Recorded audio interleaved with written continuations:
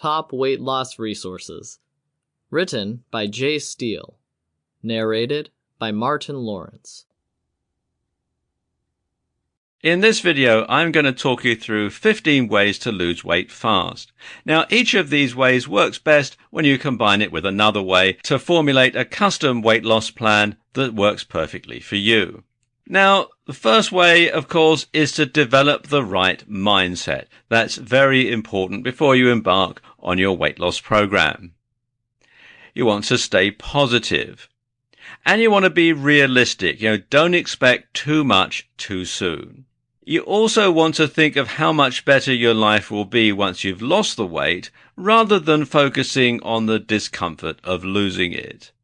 It's going to be hard. You're going to have a hard time. You're going to feel hungry. You're going to have to change, lots of different things that you've done in your life to try and shed this weight.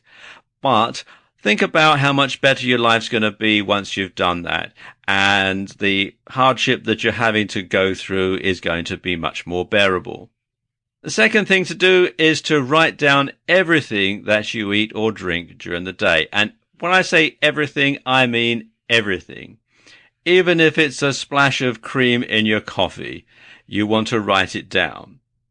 You don't need to count calories at this stage. In fact, a lot of people think that counting calories is quite frankly a waste of time. But what you do want to do is you want to make sure that you count everything that you eat and everything that you drink.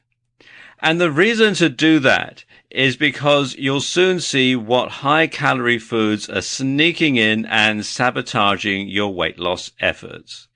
You'll find that, even if you have a snack or something during the day, it might be a high-calorie one. So once you've written it all down, every single thing, then you'll have a better idea of what your current eating regime is like. And of course, later on, when you've finished your weight loss program, when you're down to the weight that you want to be, you'll know exactly what to avoid in order to stop putting the weight back on. So there's two parts to this. Thirdly, you want to look for healthy alternatives for foods that are high in sugar, salt, or carbohydrates. And there are lots of foods that we eat today, particularly in Western countries, that have a lot of sugar, salt, or carbohydrates. Lots of things put in to preserve them. Lots of things made to make us want more of them. One thing that you can do that's very easy is to drink carbonated water instead of soft drinks. And if you think about it, most soft drinks are drunk cold. And the cold kills all the flavor anyway, so all you're being able to taste is sugar and fizz. Well, you can do away with the sugar and keep the fizz by just drinking carbonated water. There are lots of different brands out there. Some just taste like spring water with bubbles. Others have a sort of a soda-y taste to them, which some people like. So try the few and decide which one you like, and then drink that instead of a soft drink whenever you're thirsty.